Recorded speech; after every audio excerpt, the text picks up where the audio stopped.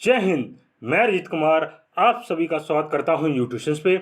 आज हम पढ़ेंगे उत्तर प्रदेश लेखपाल में आने वाले एक बहुत ही महत्वपूर्ण विषय जिसका नाम है ग्राम समाजीय विकास। उसमें आने वाला एक पार्ट जिसका नाम है लेखपाल के कार्य एवं भूमि मापन।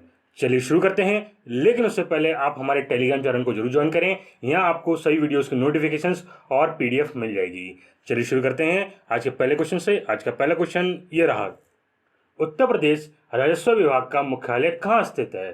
तो आपका ऑप्शन है प्रयागराज, लखनऊ, वाराणसी, आगरा। तो सही आंसर आपका है ऑप्शन बी, लखनऊ।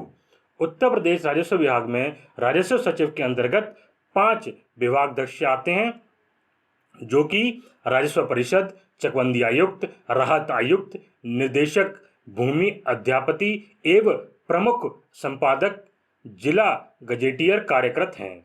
इन सभी का मुख्यालय लखनऊ में स्थित है। उत्तर प्रदेश में माल गुलजारी से संबंधित न्यायिक कार्यों की सबसे बड़ी संस्था राजस्व परिषद है। राजस्व परिषद की स्थापना वर्ष 1831 में इलाहाबाद, जिसका नाम अब प्रयागराज कर दिया गया है, में की गई थी। राजस्व परिषद की प्रशासनिक कार्यों का मुख्यालय लखनऊ में है, जबकि न्यायिक कार्यों का मुख्यालय प्रयागराज में स्थित है। राजस्व परिषद में न्यायिक सदस्यों की संख्या 7 निर्धारित है। चलिए आगे बढ़ते हैं। भूमि की पैमाइश का कार्य कौन सा विभाग करता है? तो आपका ऑप्शन है शिक्षा विभाग, चिकित्सा विभाग, राजस्व विभाग, भू प्रबंधन विभाग। तो सही आंसर आपका है ऑप्शन सी, राजस्व विभाग। भूमि की पैमाइश नाप का कार्य राजस्व विभाग करता है। शिक्षा विभाग शिक्षा से संबंधित विषयों कार्यों पर ध्यान देती है। चिकित्सा विभाग चिकित्सा संबंधित विषयों पर कार्य करता है। भू प्रबंधन विभाग भू प्रबंधन से संबंधित विषयों पर कार्य करता है। चलिए आगे बढ़ते हैं।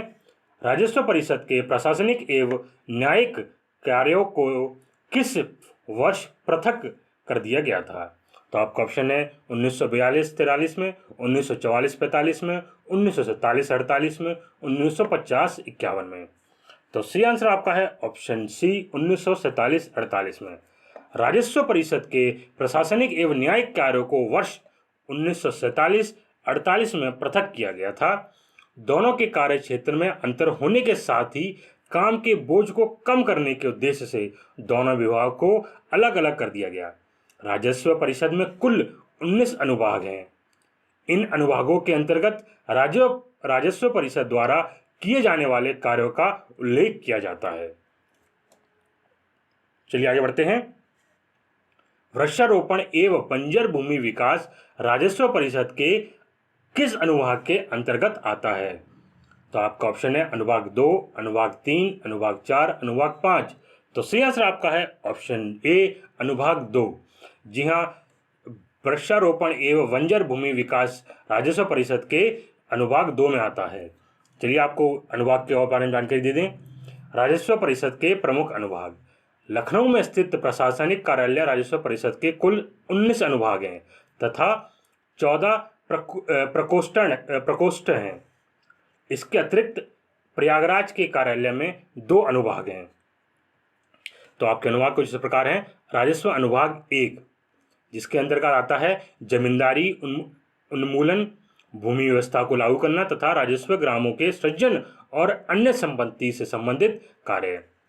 राजस्व अनुभाग 2 के अंदर आता है वृक्षारोपण कार्यक्रम, ऊसर बंजर भूमि क्षेत्रों का विकास, भूमि का आवंटन, हाट बाजार, मेला, तालाबों, पोखरों आदि से होने वाले आय व्यय से संबंधित कार्य, ग्राम सभा की आवंटित भूमि पर कब्जा दिलाना आदि इसी अनुभाग के कार्य हैं, जो अनुभाग 2 के हैं। अनुभाग 3 के जो कार्य हैं वो है यह राजस्व शाखा के सभी अनुभागों के अधिष्ठान से संबंधित कार्य करता है। राजस्व 4 है वो जो जिला के भू अभिलेखों के शुद्धिकरण, आधुनिकरण, कंप्यूटरीकरण का कार्य, आईएएस तथा पीसीएस अधिकारियों के सृजन का कार्य, लेखपाल परीक्षण, विद्यालयों की स्थापना, विषयक कार्य तथा वित्त आयोग की सूचना उपलब्ध कराने जैसे कार्य आता है। जो कार्य करता है वो कौन सा है? राजस्व अनुभाग 4 के अंदर। चलिए आगे बढ़ते हैं। राजस्व अनुभाग 5 इसके प्रमुख कार्य हैं प्रदेश में नए मंडल जनपद तहसीलों के सृजन संबंधी, इनमें भवन निर्माण से संबंधित अंतर्राष्ट्रीय सीमा विवाद संबंधी अंतर्नीतियां, सीमा विवाद का निपटारा आदि।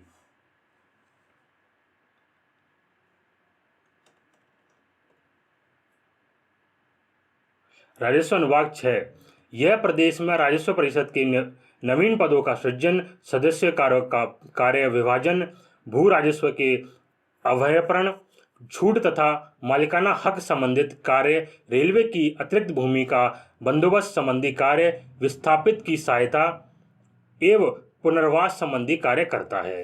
अनुभाग 7, यह अनुभाग भू राजस्व, नहर दे, तकावी दे तथा अन्य सरकारी दे की वसूली करता है। राजस्व अनुभाग 8, यह अनुभाग चकबंदी से संबंधित कार्य करता है। राजस्व अनुभाग 9, यह अनुभाग तहसीलदार, नायब तहसीलदार, कानूनगो, लेखपाल आदि के कार्य तथा उनकी सेवा नियमावली और उसमें संशोधन संबंधी कार्य करता है। साथ ही कृषि गणना, खेतों की हदबंदी, दाखिल खारिज संबंधी आदि कार्य करता है।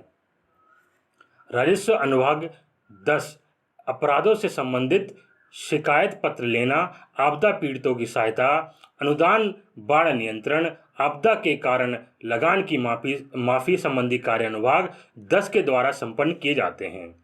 राजस्व अनुभाग 11, बाढ़ की वार्षिक सीमा, दैनिक बाढ़ से होने वाली क्षति की सूचना, मौसम एक कृषि दशा से संबंधित पाक्षिक तथा अन्य रिपोर्टों का प्रकाशन करना, भूखमरी की सूचना देना, कृषि विवादों से संबंधित सूचना इकट्ठा करना तथा सूखे के कारण हुई क्षति की सूचना देने संबंधी आदि कार्य इसी अनुभाग 11 के द्वारा किए जाते हैं। राजस्व अनुभाग 12, अधिकतम जोत सीमा आरोपण अधिनियम, राजस्व अधिनियम का कार्यान्वयन, परिवार नियोजन संबंधी कार्य, संपूर्ण कार्य, वार्षिक कार्य योजना तथा समन्वय, न्यायिक वादों का समन्वय करना का कार्य आदि इसी अनुभाग 12 के द्वारा किए जाते हैं। राजस्व अनुभाग 13, यह अनुभाग भूमि अध्यारित अधिनियम से संबंधित कार्य करता है। राजस्व अनुभाग 14, यह अनुभाग डिफेंस ऑफ इंडिया एक्ट 1939, 1952, 1965 और 1972 के अंतर्गत संचालन का कार्य, सर्वेक्षण एवं अभिलेख संबंधी कार्य, भू राजस्व बंदोबस्त संबंधी कार्य, भूदान एवं ग्रामदान संबंधी कार्य, मैप एवं रिकॉर्ड मैनुअल पुनर्निरीक्षण आदि कार्य करता है। चलिए आगे बढ़ते हैं। तो आप ये देख सकते हैं, ये आपके 14 अनुभाग हैं। इन 14 अनुभागों को याद कर लीजिएगा, ये बहुत ही महत्वपूर्ण है। आपको कुछ भी पूछा जा सकता है, ये पेपर में आए हुए हैं। जो आपके पिछले वर्ष पेपर हुए थे लेखपाल के, उनमें इसका एक क्वेश्चन आया था। चलिए आगे बढ़ते हैं। राजस्व अधिकारी के तौर पर किसे शामिल किया जाता है? तो आपका ऑप्शन है सहायक कलेक्टर, लेखपाल, निरीक्षण कानूनगो या ये सभी। तो सही आंसर आपका है ये सभी। सहायक कलेक्टर, लेखपाल एवं सुपरवाइजर, कानूनगो ये सभी राजस्व अधिकारी के तौर पर कार्य करते हैं। ये सभी राजस्व से संबंधित कार्यों को संचालित करते हैं। इसके अलावा कमिश्नर, कलेक्टर, अतिरिक्त कलेक्टर, सहायक कलेक्टर, बंदोबस्त अधिकारी, तहसीलदार, नायब तहसीलदार भी राजस्व अधिकारियों की श्रेणी में आते हैं। भूमि हक, सीमांकन एवं बंटवारे मतलब भूमि संबंधी मामले में एसडीएम के समक्ष लाए जाते हैं। साथ ही भूमि अभिलेखों के रखरखाव का उत्तरदायी जिला मजिस्ट्रेट मतलब डीएम पर होता है। चलिए आगे बढ़ते हैं। राजा टोडरमल भूलेख परीक्षण एवं सर्वेक्षण संस्थान किस जिले में स्थित है? तो आपका ऑप्शन है गाजियाबाद, हमीरपुर, मिर्जापुर, हरदोई। तो सही आंसर आपका है ऑप्शन डी, हरदोई। राजा टोडरमल भूलेख परीक्षण एवं सर्वेक्षण संस्थान उत्तर प्रदेश के हरदोई जिले में स्थित हैं। कर्मचारियों को भूलेख प्रतिलिपि तैयार करने हेतु विशेष रूप से प्रशिक्षित करने के उद्देश्य से इस संस्थान का निर्माण किया गया है। चलिए आगे बढ़ते हैं। निम्न में से कौन से वादों का निपटारा राज्य के राजस्व न्यायालय में किया जाता है? तो आपका ऑप्शन है मेड़बंदी, भूमि की नीलामी, भूमि पर मालिकाना हक या ये सभी। तो सही आंसर आपका है ऑप्शन डी, ये सभी। उत्तर प्रदेश राज्य में कुल 2333 राजस्व न्यायालय हैं। यह न्यायालय मेड़बंदी, बंटवारा संबंधी विवाद, भूमि की नीलामी संबंधी मामलों, जमीन पर मालिकाना हक दिलाने के संबंधी मामले, जमीन पर बेदखली से संबंधित मामले आदि वादों का निपटारा करती है। चलिए आगे बढ़ते हैं। तहसीलदार स्तर का राजस्व अधिकारी कौन होता है? तो आपका ऑप्शन है जिला कलेक्टर, उप जिला कलेक्टर, तहसीलदार, नायब तहसीलदार। तो सही आंसर आपका है ऑप्शन सी, तहसीलदार। तहसीलदार स्तर का राजस्व अधिकारी तहसीलदार होता है जो करों की वसूली करता है। तहसीलदार का अर्थ होता है राजस्व संग्रह करने वाला। पदधारक का हल्का स्तर पर लेखपाल या पटवारी प्रमुख अधिकारी होता है जो भू राजस्व संबंधित कार्यों को निष्पादित करता है। वर्तमान समय में उत्तर प्रदेश राज्य में कुल 2333 राजस्व न्यायालय संचालित हैं। राजस्व न्यायालयों में सबसे निचली अदालत नायब तहसीलदार की अदालत मानी जाती है।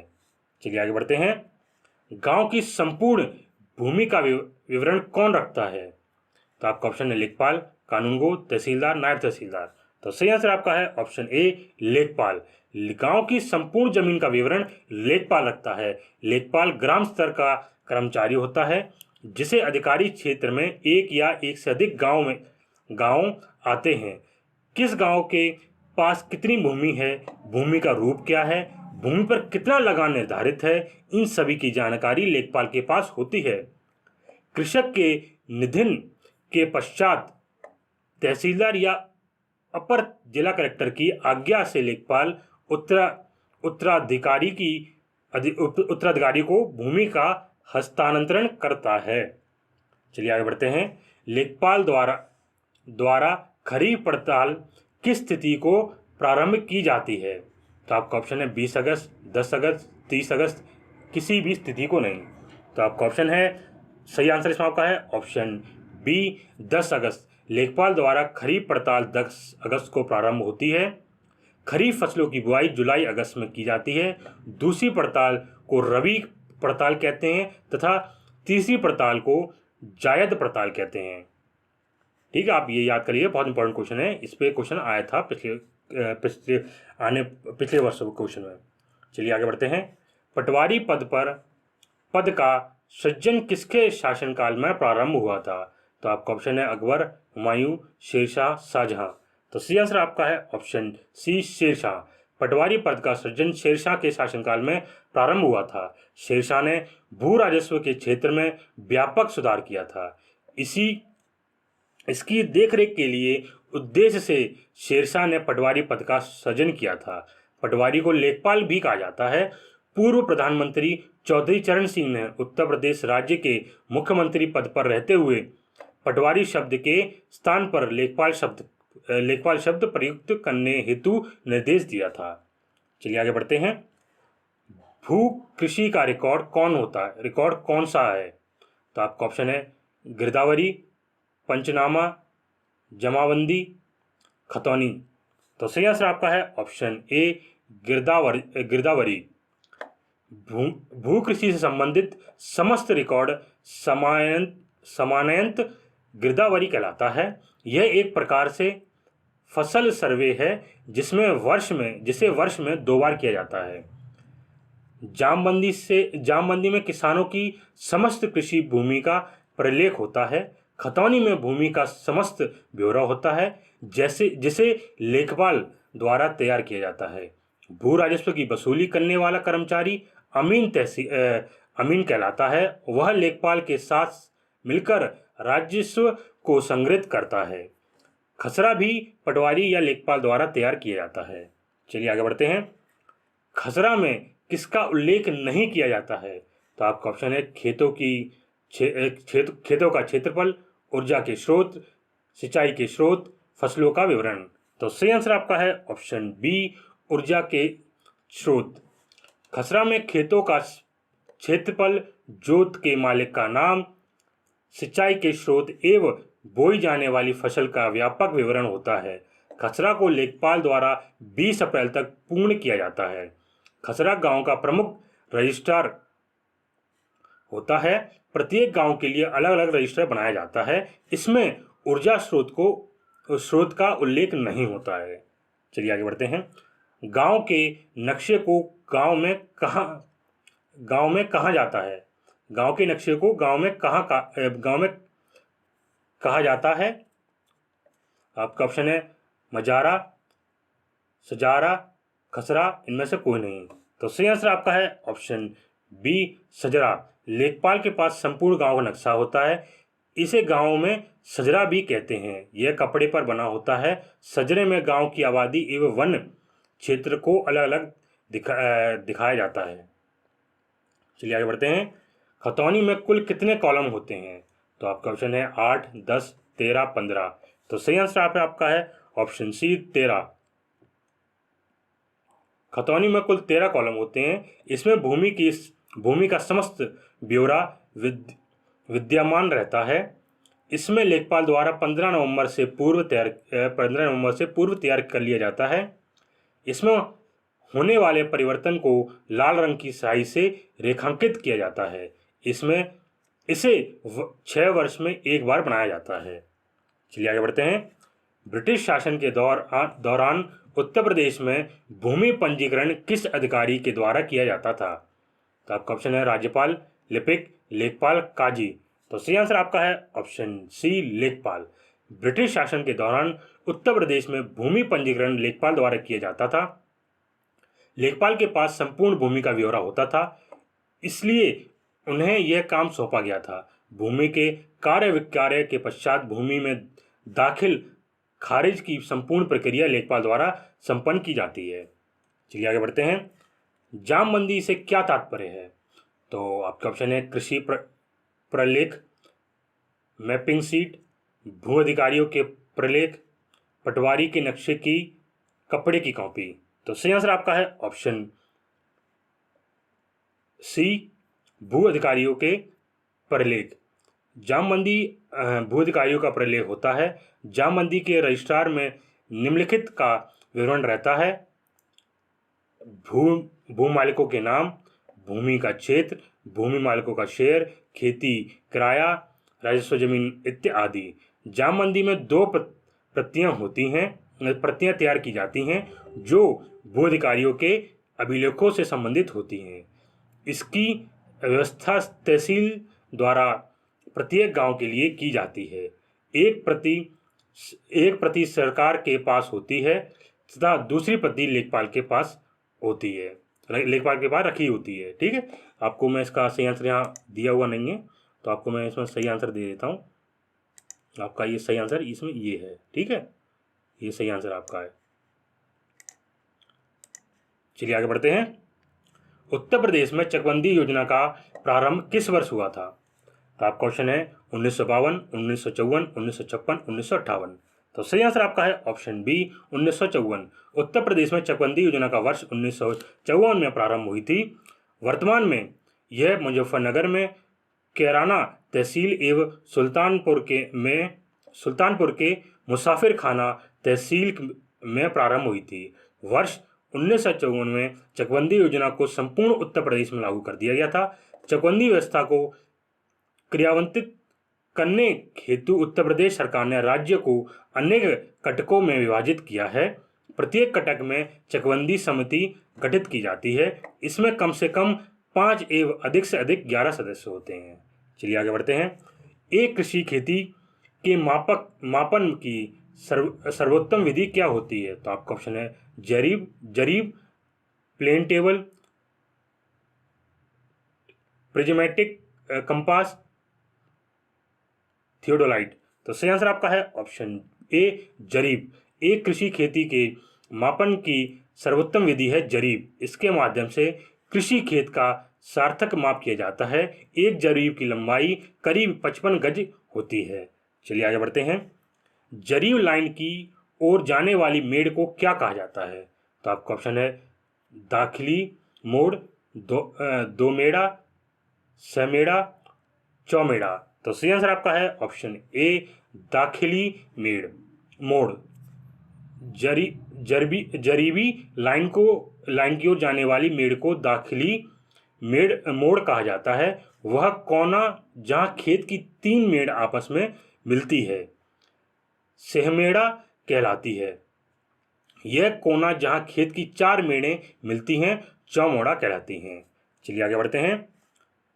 धरातल पर मापी गई क्षैतिज दूरियां कोणों एवं ऊंचाइयों को मानचित्र पर प्रदर्शित करने की कला को क्या कहलाते हैं?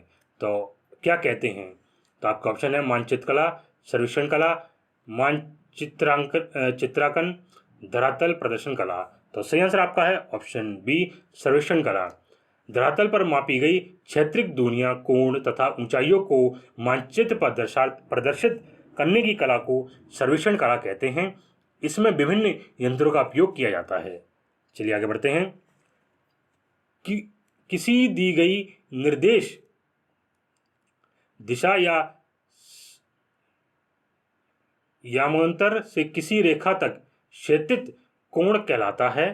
तो आपका ऑप्शन है दिक्मान कोण, ज्यामितीय कोण, आपतित कोण या ये सभी। तो सही आंसर आपका है ऑप्शन ए दिक्मान कोण। प्रिज्मीय कंपास सर्वेक्षण में दिक्मानों का विशेष महत्व है क्योंकि इन्हीं के आधार पर किसी क्षेत्र के विवरण को प्लान में अंकित किया जाता है। किसी दी गई निर्देश दिशा या यामांतर से किसी रेखा तक क्षैतिज कोण उस रेखा का दिक्मान या दिशा कोण कहलाता है। चलिए आगे बढ़ते हैं। निम्नलिखित में से किस यंत्र की सहायता से क्षैतिज एवं ऊर्ध्वाधर कोण का सही माप किया जाता है? तो आपका ऑप्शन है opisometer, plane table, theodolite, vernier. तो सही आंसर आपका है option C theodolite. Theodolite sextant को 2 प्रमुख यंत्र हैं जिसके माध्यम से हम सर्वेक्षण की तकनीकी रूप प्रदान करते हैं। थियोडोलाइट एक ऐसा सर्वेक्षण यंत्र है जिसकी सहायता से क्षैतिज एवं ऊर्ध्वाधर कोणों का सही मापन किया जा सकता है। चलिए आगे बढ़ते हैं। मानचित्र का विवर्धन एवं लघुकरण किस यंत्र द्वारा होता है? तो आपका ऑप्शन है थियोडोलाइट, ओपिसमीटर, अल्टीमीटर, पेट्रोग्राफ। तो आपका सही आंसर आपका है इसमें ऑप्शन डी पेट्रोग्राफ। मानचित्र का विवर्धन एवं लघुकरण करने हेतु सबसे उपयुक्त यंत्र पेट्रोग्राफ है। इसका आकार समचतु भुजाकार होता है। यह पीतल या एल्युमिनियम का बना होता है। वर्तमान समय में इस यंत्र का प्रचलन कम हो गया है। चलिए आगे बढ़ते हैं। भूमि का उपयोग करने के एवज में किसानों से वसूल किया जाने वाला टैक्स कौन सा होता है? तो आपका ऑप्शन है आयकर, क्रियाकर, लगान, उपकर। तो सही आंसर आपका है ऑप्शन डी सी लगान। जी हाँ, लगान कहते हैं। भूमि का उपयोग करने के एवज में किसानों से वसूल किया जाने वाला टैक्स लगान कहलाता है। भूमि कर लगाने संबंधी अधिकार राज्य सरकार के पास निहित है। लगान पक्षकारों के मध्य करार द्वारा या संविदा द्वारा निर्धारित होता है। वर्तमान समय में लगान के स्थान पर भू राजस्व की वसूली माल गुलजारी के रूप में की जाती है जो सरकार द्वारा किसी अधिनियम द्वारा बनाए गए नियम अनुसार लगाया जाता है। चलिए आगे बढ़ते हैं। स्वतंत्रता पूर्वक काश्तकारों द्वारा देय क्रिया सकल उत्पादन का कितना प्रतिशत निर्धारित था? तो आपका ऑप्शन है 20 से 25%, 35 से 50%, 35 से 75%, 50 से 80%। तो सही आंसर आपका है ऑप्शन सी 35 से 75%। स्वतंत्रता पूर्वक काश्तकारों द्वारा देय किराया पूरे भारत में सकल उत्पादन के 35 से 75 के बीच निर्धारित था। 1950 के दशक में कानून बनाया गया था तथा पंजाब, हरियाणा, जम्मू कश्मीर, तमिलनाडु को छोड़कर सभी राज्यों में सकल उत्पादन का 20 से 25% का मामूली किराया निर्धारित किया गया था। चलिए आगे बढ़ते हैं। 1 एकड़ कितने वर्ग गज के बराबर होता है? तो आपका ऑप्शन है 4840, 2025, 4425, 3025। तो सही आंसर आपका है ऑप्शन ए 4840। जी हाँ, 1 एकड़ 4440 वर्ग गज के बराबर होता है। वहीं 1 एकड़ 1.6 बीघा के बराबर होता है। वहीं 1 बीघा 3025 वर्ग गज के बराबर होता है और 1 हेक्टेयर 3.95 बीघा के बराबर होता है। चलिए आगे बढ़ते हैं। मध्य भारत में 1 बीघा कितने हेक्टेयर के बराबर होता है? तो आपका ऑप्शन है 0.2529 हेक्टेयर, ऑप्शन बी है 0.4425 हेक्टेयर, ऑप्शन सी है 0.2025 हेक्टेयर, ऑप्शन डी है 0.3058 हेक्टेयर। तो सही आंसर आपका है ऑप्शन ए 0.2529 हेक्टेयर। मध्य भारत में 1 बीघा 0.2529 हेक्टेयर के बराबर होता है। 1 हेक्टेयर 3.95 बीघा के बराबर होता है। 1 एकड़ 1.6 बीघा के बराबर और 1 बीघा 3025 वर्ग गज के बराबर होता है। चलिए आगे बढ़ते हैं। एक विस्वा का 1 बीघा से क्या अनुपात है? तो आपका ऑप्शन है आधा, 1/4, 1/10 या 1/20। तो सही आंसर आपका है ऑप्शन डी 1/20। 1 विस्वा का 1 बीघा के अनुपात 1/20 है। 20/20 1 बीघा या 3025 वर्ग गज के बराबर होता है। चलिए आगे बढ़ते हैं। इस प्रदेश में प्रचलित धरातल की माप में कौन सा सही नहीं है? तो आपका ऑप्शन है 20 कंचवासी 1 विश्वांसी, 20 विश्वांसी 10 विश्वा के बराबर, 20 विश्वा 1 बीघा के बराबर और 1 बीघा 55 गुणा 55 वर्ग गज के बराबर। तो सही आंसर आपका है ऑप्शन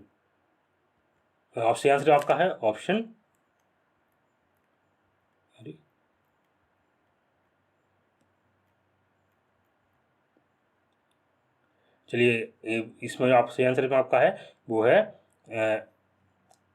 ये वाला ऑप्शन ए।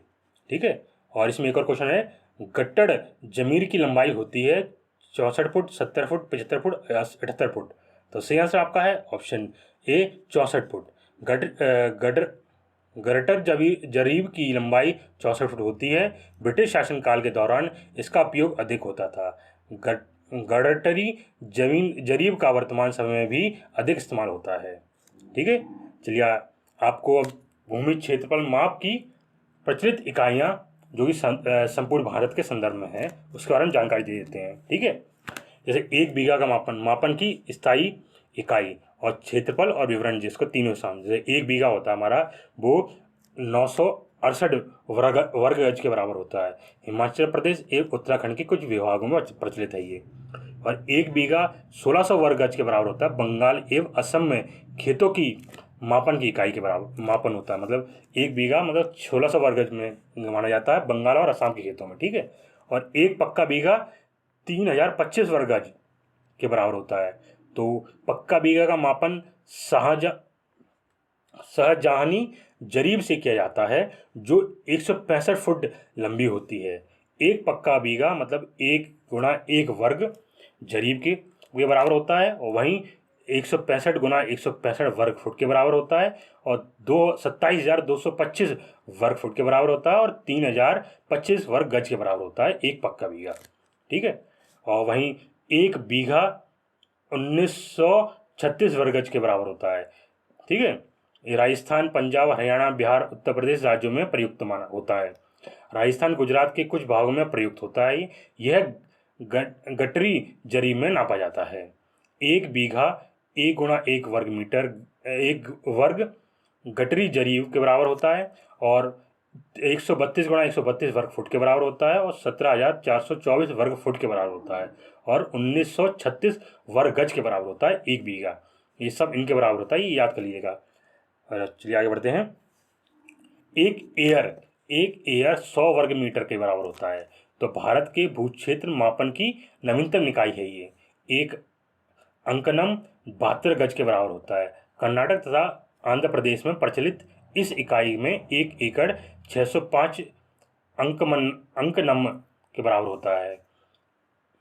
1 एकड़ 4840 वर्ग गज के बराबर होता है। भारत के अन्य देशों में भू क्षेत्र मापन की इकाई 1 हेक्टेयर 10 एयर या 10,000 वर्ग मीटर के बराबर होता है। भारत में भू क्षेत्र मापन की नवीनतम इकाई है ये। एक चटक 1800 वर्ग फुट की होती है। पश्चिम बंगाल में एक कट्ठा 16 चटक के बराबर होता है। एक केनाल 4445 वर्ग फुट के बराबर होता है। पंजाब, हरियाणा, हिमाचल प्रदेश, जम्मू एंड कश्मीर में प्रयुक्त 1 एकड़ 8 केनल के बराबर होता है। एक सेंटी एयर 1 मीटर के बराबर होता है। 1 वर्ग मीटर के बराबर होता है। 1 मीटर नहीं, 1 वर्ग मीटर के बराबर होता है। 1 एयर 100 सेंटी एयर, ठीक है, और 100 वर्ग मीटर के बराबर होता है। और 1 हेक्टेयर 100 एयर और 100 गुणा 100 वर्ग मीटर के बराबर होता है। मतलब 100 में 10,000 वर्ग मीटर के बराबर होता है, जिसे हम वर्ग, ठीक है।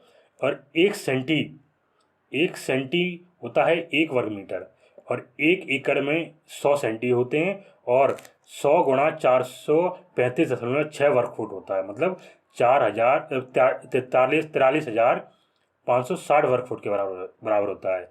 मतलब कितना हो गया ये? 4,840 वर्ग गज के बराबर। चलिए आगे बढ़ते हैं। एक विस्वा पक्का पर होता है 151.25 वर्ग गज। राजस्थान, उत्तर प्रदेश, पंजाब तथा हरियाणा में एक विस्वा 1/20 इंटू पक्का विस्वा के बराबर होता है, ठीक है। मतलब पक्का विस्वा का 1/20 होता है। और एक विस्वा होता है 96.8 वर्ग फुट। राजस्थान में एक विस्वा 1/20 गुणा बीघा के बराबर होता है, राजस्थानी बीघा के बराबर, ठीक है। और एक विस्वा होता है 48.4 वर्ग गज। हिमाचल प्रदेश एवं उत्तराखंड में एक विस्वा 1/20 गुणा बीघा हिमाचल प्रदेश, उत्तर प्रदेश में जो बीघा होता है उसके बराबर होता है। और एक विस्वा 50.417 वर्ग गज। मतलब पंजाब एवं हरियाणा के कुछ भागों में एक विस्वा क्या नाम बीघा बटे 2 के बराबर होता है, ठीक है। और एक विस्वा होता है 45 वर्ग गज। मतलब उत्तराखंड एवं हिमाचल प्रदेश में एक विस्वा बीघा बटे 2, हिमाचल प्रदेश का बीघा जो होता है उसके बटे 2 के बराबर होता है। एक डेसिमल और डिसमिल बराबर होता है 48.4 वर्ग गज के। एक बीघा 20 डिसमिल के बराबर होता है। 1 एकड़ 5 बीघा के, और 1 एकड़ 100 डिसमिल के बराबर होता है। चलिए आगे बढ़ते हैं। एक चटक 180 वर्ग फुट होता है। क्षेत्रफल जो फैक्टर होता है 180 वर्ग फुट का। और पश्चिम बंगाल में एक कट्ठा 100 चटक के बराबर होता है। एक गुट्टा 1079 वर्ग फुट का होता है। आंध्र प्रदेश, कर्नाटक एवं महाराष्ट्र में 1 एकड़ 40 गुट्टा के बराबर होता है। एक गुट्टा 33 गुणा 33 वर्ग फुट का होता है। एक ग्राउड वो होता है 2400 वर्ग फुट का। तमिलनाडु के कुछ भागों में प्रचलित है ये। और एक घुमाऊ 4840 वर्ग गज का होता है। हिमाचल प्रदेश, हरियाणा, पंजाब के कुछ भागों में 1 एकड़ को एक घुमाऊ कहते हैं। एक ग्राउंड 68.0625 वर्ग फुट के बराबर होता है। पश्चिम बंगाल में एक कट्ठा 20 धुर के बराबर होता है, ठीक है। और एक घुमाऊ 36 वर्ग फुट का होता है, 36 वर्ग फुट का, ठीक है। बिहार, झारखंड, त्रिपुरा में एक क्रांता 20 धुर के बराबर होता है। आगे बढ़ते हैं। एक हेक्टेयर 10,000 वर्ग मीटर के बराबर क्षेत्रफल फैक्टर जो होता है 10,000 मीटर का होता है, 10,000 वर्ग मीटर का होता है। क्षेत्रफल मापन की अंतर्राष्ट्रीय इकाई 1 हेक्टेयर 100 के बराबर होता है और 10,000 वर्ग मीटर के बराबर होता है। और साथ ही 247 एकड़ 1 एकड़ के वो क्या नाम 1 हेक्टेयर 247 एकड़ के बराबर होता है। और 1 एकड़ 0.4048 हेक्टेयर के बराबर होता है। और एक क्रांता होता है 72 वर्ग फुट का क्षेत्रफल जो होता है इसका। त्रिपुरा में 1 एकड़ 605 क्रांता होता है। एक कैनाल 5445 वर्ग फुट का होता है। पंजाब, हरियाणा, हिमाचल प्रदेश, जम्मू एवं कश्मीर में प्रयुक्त किया जाता है। 1 एकड़ 8 कैनाल के बराबर होता है। एक किला 4,840 वर्ग गज के बराबर होता है। पंजाब एवं हरियाणा के कुछ क्षेत्रों में एकड़ को किला भी कहते हैं। एक मरला 272.25 वर्ग फुट का होता है। हिमाचल प्रदेश, पंजाब, हरियाणा, जम्मू कश्मीर में एक केनाल 20 मरला के बराबर होता है। ठीक है। एक मुरब्बा 25 एकड़ के क्षेत्रफल हेक्टेयर में है, आता है 25 एकड़ के। पंजाब, हरियाणा, हिमाचल प्रदेश में प्रयुक्त प्रमुख इकाई है ये। एक पर्च 272.25 वर्ग फुट का होता है। एक पर्च एक वर्ग रॉड के बराबर होता है और 30.25 वर्ग गज के बराबर होता है और 1/60 एकड़ के बराबर होता है।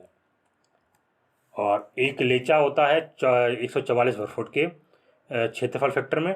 असम में एक कुट्ठा 20 बचेला के बराबर होता है। और एक रूड 10,890 वर्ग फुट का होता है। एक रूड एक एकड़ का होता है और एक रूड 40 वर्ग गज का वर्ग पर्च का होता है। एक कट्ठा होता है 2,880 वर्ग फुट का। असम में एक बीघा 5 कट्ठा के बराबर होता है। ठीक है। और एक कट्ठा 720 वर्ग फुट का भी होता है। पश्चिम बंगाल में एक बीघा 20 कट्ठा के बराबर होता है। और एक कट्ठा 1,361.25 वर्ग फुट का भी होता है। बिहार में एक बीघा 20 कट्ठा के बराबर होता है और एक कट्ठा 60 वर्ग फुट का भी होता है, 600 वर्ग फुट का सही। मध्य प्रदेश में एक बीघा 20 कट्ठा के बराबर होता है। ठीक है। और एक वर्ग मीटर 10.76391024 वर्ग फुट का होता है। अंतर्राष्ट्रीय इकाई है ये। ठीक है। चलिए आगे बढ़ते हैं। और एक वर्ग मील होता है 640 एकड़ का। और वो किसमें क्या होता है? एक वर्ग मील होता है 2.59 वर्ग किलोमीटर का होता है और 2.59 हेक्टेयर का होता है। वो 259 हेक्टेयर का होता है और 640 एकड़ का होता है। और एक वर्ग गज होता है 9 वर्ग फुट का। और एक वर्ग गज का कितना होता है? 9 वर्ग फुट के बराबर होता है। ठीक है। और एक नली 240 वर्ग गज का होता है, उत्तराखंड के कुछ भागों में होता है ये। ठीक है। वहीं आगे बढ़ते हैं, नोट करते हैं इसमें। मध्य भारत में एक बीघा 0.253 हेक्टेयर के बराबर होता है। जैसे 4 अंगुल एक गिरह के बराबर होता है, 16 गिरह एक गज के बराबर होता है और 3 गिरह एक गट्ठा के बराबर होता है, 20 गट्ठा 2 जरीब के बराबर होता है और 29 जरीब एक मील के बराबर होता है और 3 हाथ एक करम के बराबर होता है और 10 करम एक जरीब के बराबर होता है। ठीक है। और वहीं देखते हैं 20 फिकस एक जब या जौ के बराबर होता है। 20 जब एक दशमलव अथवा डिसमल के बराबर होता है। 20 डिसमल एक क्रॉफ्ट के बराबर होता है और 20 क्राफ्ट जो क्राफ्ट होते हैं वो एक पाई के बराबर होता है और 12 पाई एक आना के बराबर होता है और 16 आने 1 रुपये के बराबर होते हैं। ठीक है। ये याद करिए, बहुत महत्वपूर्ण जानकारी है आपके लिए। चलिए आगे बढ़ते हैं। भूमापन सर्वेक्षण मापन इकाइयाँ उत्तर प्रदेश राज्य के संदर्भ में। आपको उत्तर प्रदेश के राज्य के संदर्भ में जानकारी दूंगा। क्षेत्रफल को मापने के पैमाने में की जानकारी। तो एक उनवासी होता है जो वो होता है 24.5025 वर्ग इंच का। और एक विश्वांशी होता है वो 20 उनवासी के बराबर होता है या 20 कच्छवांशी के बराबर। और एक विश्वांशी भी होता है। एक वर्ग गट्ठा जो होता है वो 7.5625 वर्ग गज के बराबर होता है। और एक बिस्सा 20 विश्वांशी होता है या 20 वर्ग गट्ठा होता है।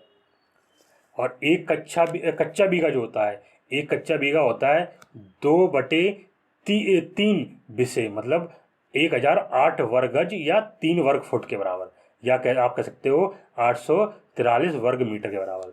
एक पक्का बीघा होता है आपका 1 वर्ग जरीब के बराबर या 3 कच्चे बीघे के बराबर या 3 बिस्सा के बराबर या 3025 वर्ग गज के बराबर या 2529 वर्ग मीटर के बराबर या 27225 वर्ग फुट के बराबर।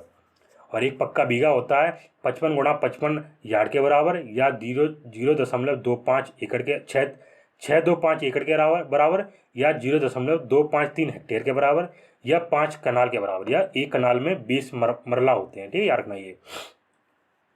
और एक पक्का बीघा 100 मरला के बराबर ही होता है और 4,840 वर्ग गज के बराबर ही होता है और 4,440 4046.8 वर्ग मीटर के बराबर भी होता है एक पक्का बीघा, और एक पक्का बीघा 43,560 वर्ग फुट के बराबर भी होता है।